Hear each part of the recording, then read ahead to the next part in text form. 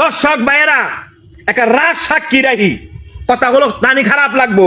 আজকে আমি সংসারের বড় ভাই, আমার বাপে আমারে বিদেশ যাইবালা 5.5 লাখ টাকা দিছে।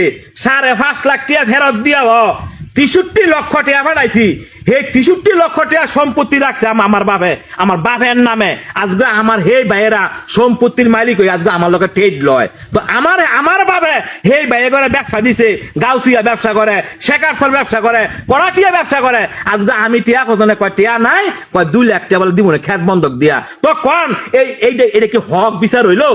আমি বিদেশ কামাই করে আছি, আমার টিয়া পয়সা এলা বন্ধ কইরা এলার ফোলা করে, এলার মাইয়া করে, এলা বন্ধ করে দিয়ে লাইছে। যদি এটা যদি হাসা হয়ে থাকে তাহলে আমরা কমার্সের মাধ্যমে জানাইবেন কমার্সের মাধ্যমে। আমি ভাই তখন দুধটা ভাবা ধরে কই যারা বিদেশ গেছ, তবে একটা কথা আছে, সব বাপ মা এক রকমের না, কিন্তু এইলার মতো না। তখন একটা কথা কইয়ে দেই, 13 টাকা কামাই করলে 10 টাকা নিজের ফকটে রাখিস, 3 টাকা দেশ পাঠাইস। সবাই বিশ্বাস করিস না। এই দুনিয়ার মধ্যে বাপ আপন না, মা আপন না, ভাইও আপন না, বোনও আপন না, একমাত্র টাই আপন। টাকা ছাড়া কেউ আপন না।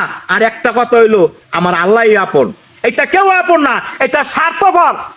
এটা 100 কে নুন বেচে, 100 কে তেল বেচে, হেই ভোলা করে দিছে ব্যবসা।